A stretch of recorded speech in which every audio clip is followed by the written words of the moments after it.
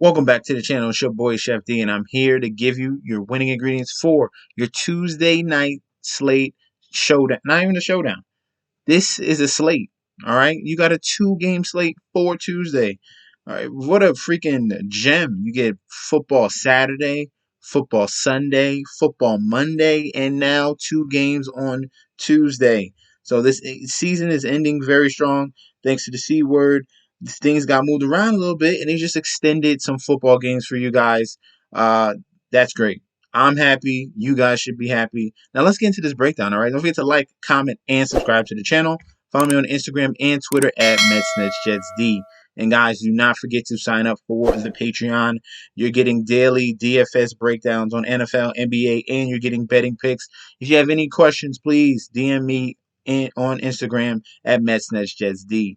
All right, now let's start out with this quarterback position for this 2-game slate. We have the Washington football team against the Philadelphia Eagles, and then the Seattle Seahawks going up against the Los Angeles Rams. They got both of these games going on at the same time. A little bit different because Monday had the 5 o'clock game, and then you had the 8 o'clock Monday Night Football game.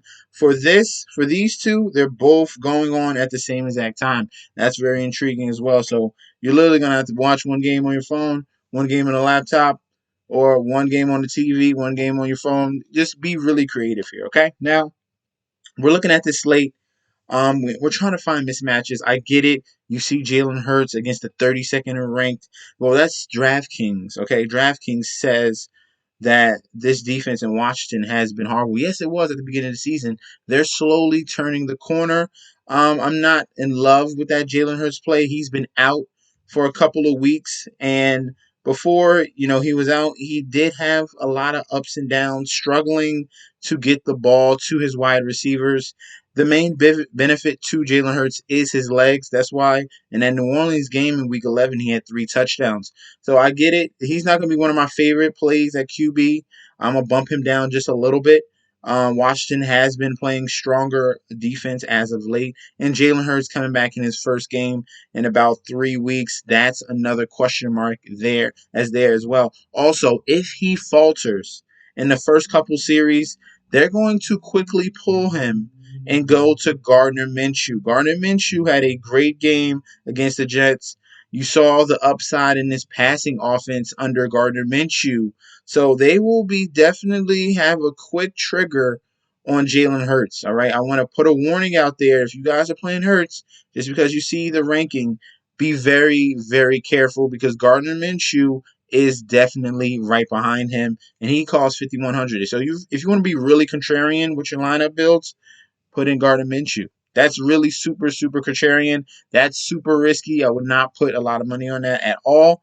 But definitely try to stay away from these Philadelphia Eagles quarterbacks because it can get really scary. You would need Jalen Hurts to come out and be okay. All right, be okay, and see some progress. Okay, against this Washington football defense. Quarterback that we will look at will be Matt Stafford in this game between the Rams and Seattle. Um, Conference rivals here as well.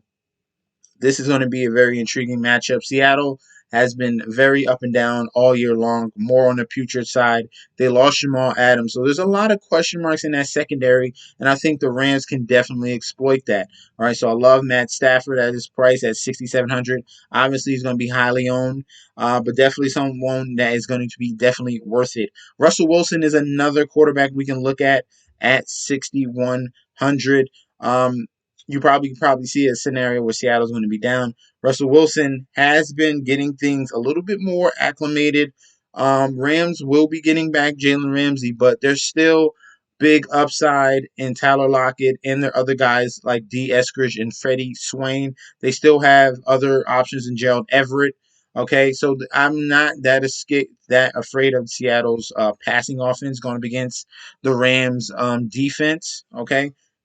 So Seattle, Russell Wilson at 6,100, definitely someone we can consider if we're not looking at Stafford. and we can still do a game stack. We go with the cheaper quarterback in Russell Wilson, and then we can pay up for Cooper Kupp. I think that's going to be very, very contrarian, something very sneaky to go for. Russell Wilson has had a slow start, but now the last past 3 games, you're seeing more and more improvement. 2 touchdowns in the last 3 games, running just a little bit more. I think he's connecting a little bit better with Tyler Lockett and DK Metcalf. So Russell Wilson at 6,100 is another quarterback we can look at. All right. Someone else I would like to consider will be Taylor Heineke. Okay. So if it's not Hurt, if it's not Wilson or Stafford, the other quarterback I'm going to look at is Taylor Heineke. He needs to be cleared at the quarterback position. If he's in, then I might go this way. Okay. I might go this way. More than Stafford and more than Russell Wilson. I like the matchup against Philly's defense. I get it, they're on the road, but Taylor Heineke has upside, gunslinger type mentality, and this is the perfect slate for him to exploit this defense. Okay. All right, Taylor Heineke at 5,300 is one of the sneakier plays you can go for, and that's pretty much it because it's only 4. It's only 2 games, guys. 4 quarterbacks. You got to make a decision. But if he is cleared, we can definitely sprinkle in some Taylor Heineke. We go Stafford, Russell Wilson, Taylor Heineke. Those are going to be the 3 options for tomorrow. Let's move on to the running back position. Another guy we can look at. I love Darrell Henderson. Okay, Darrell Henderson is going up against the Seattle defense. This is a perfect game for him. Seattle's rush defense is putrid this season. Currently 21 ranked. And now he's coming back off of 3 weeks rest. Should be fresher legs. Obviously, he was on that COVID list. They've activated him now, so we should see another burst coming out of Darrell Henderson Jr. I'm intriguing to see how he try to retakes his job over Sony Michel. I like him at 5,500. Nice middle price right there. People might go straight to Sony Michel, but Darrell Henderson is the lead back. All right, another running back we're going to look at will be Antonio Gibson at 6,800. He's the lead dog here with J.D. McKissick out. Antonio Gibson is going to take full workload. He's going to obviously get the first and second down reps. The other guys that will chip in for the offense, running back wise for Washington, will be these guys down here and Jay Patterson right here, who's more of a rusher. Was able to get 1 reception last week, and also Jay Williams, who they got off of some practice squad, or they signed him or something. But Jay Williams also chipped in against Dallas for 16 and also got a touchdown as well.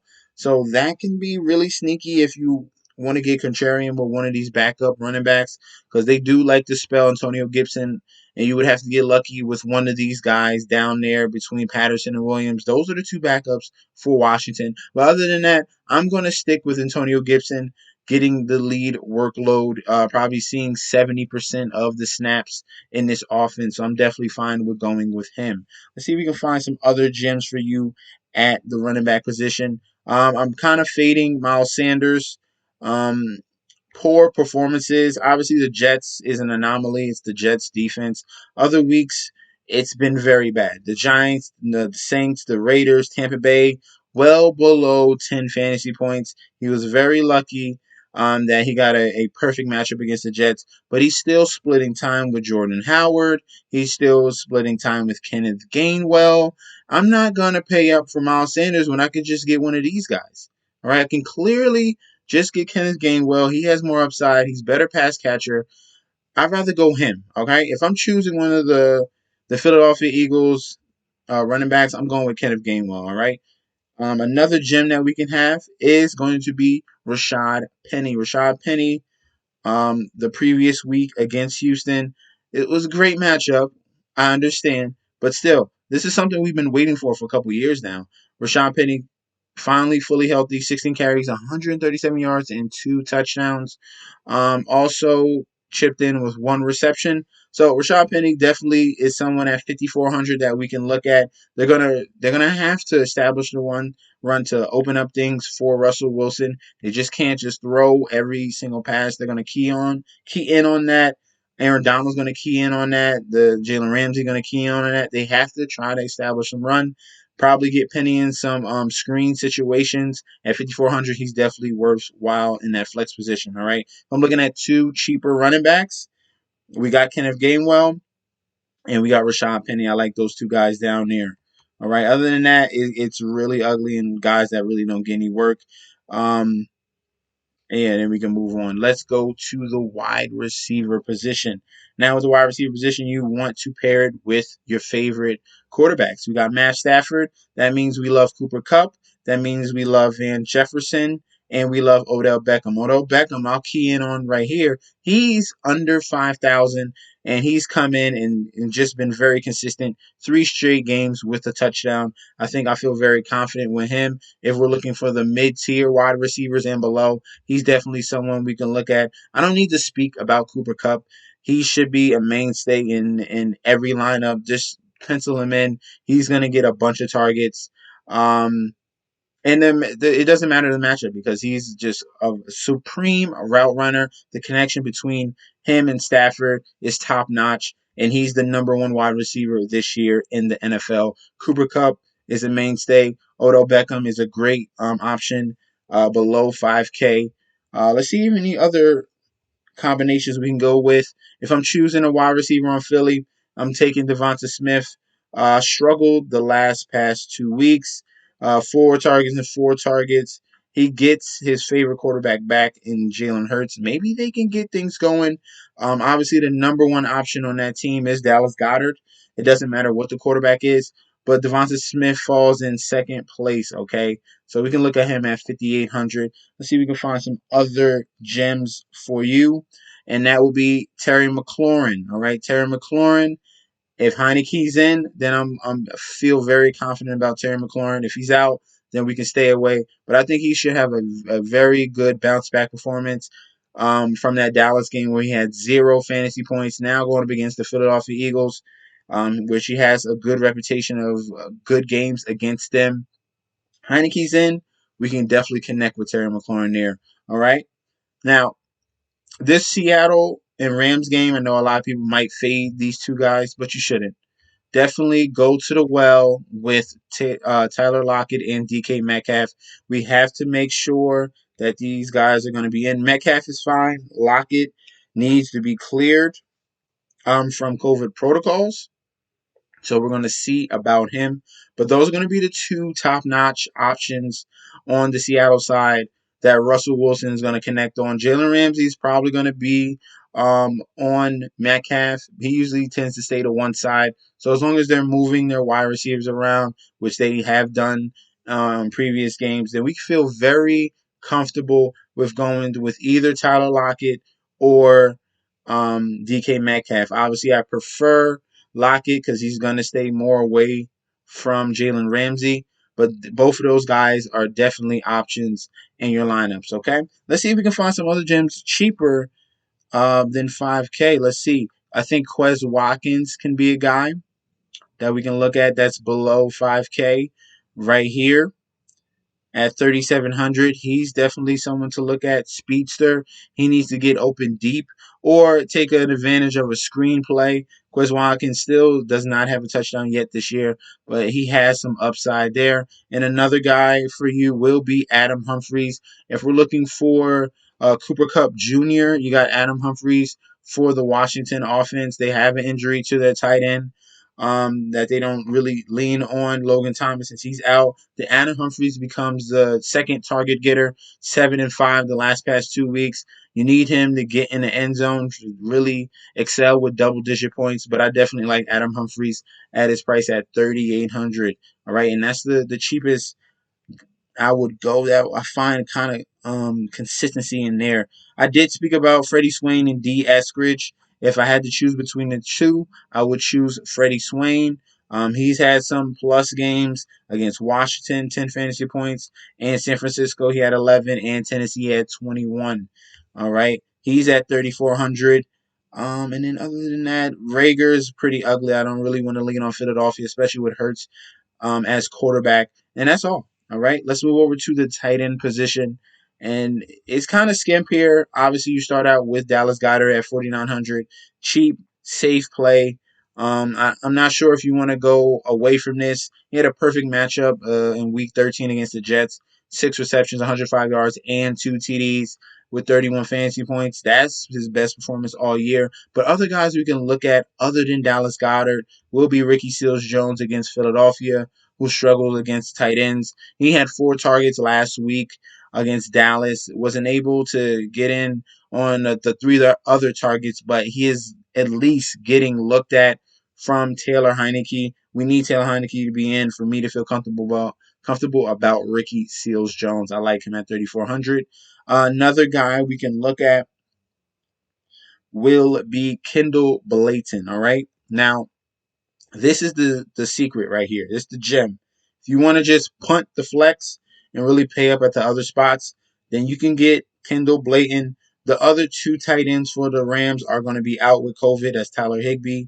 And we could definitely key in on Kendall Blayton as the #1 tight end.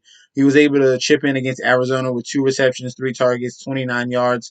Maybe he can get things more acclimated in this offense. A lot of attention is going to be on Cooper Kupp and Odell Beckham. Maybe the other guys like Van Jefferson and Kendall Blayton can find some openings against Seattle, and I think that would definitely be a decent play to go for. So we got a couple of tight ends here. We got Ricky Seals-Jones. We got Kendall Blayton, Dallas Goedert. And then last but not least, the guy that I will go to who's very athletic would be Gerald Everett. Hopefully he doesn't fumble the ball like he did against San Francisco, but he has upside, all right? He's been doing a lot of up and down.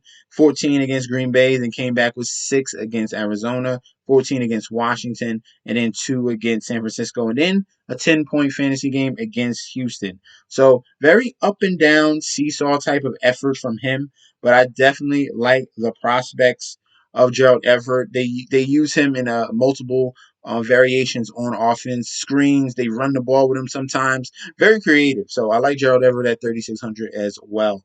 All right. And that's going to be our breakdown for the Tuesday slate we got going on between the Washington football team and the Eagles, also the Seattle Seahawks and the Los Angeles Rams. All right. Let me know in the comment section down below if you have any other ideas at quarterback, running back, wide receiver, tight end, or flex. Did you have another gem that I did not speak about as well? We could definitely discuss that in that comment section. Don't forget to like, comment, and subscribe. Follow me on Instagram and Twitter and MessageSD, and I'll be back with another video very soon. Peace out, guys.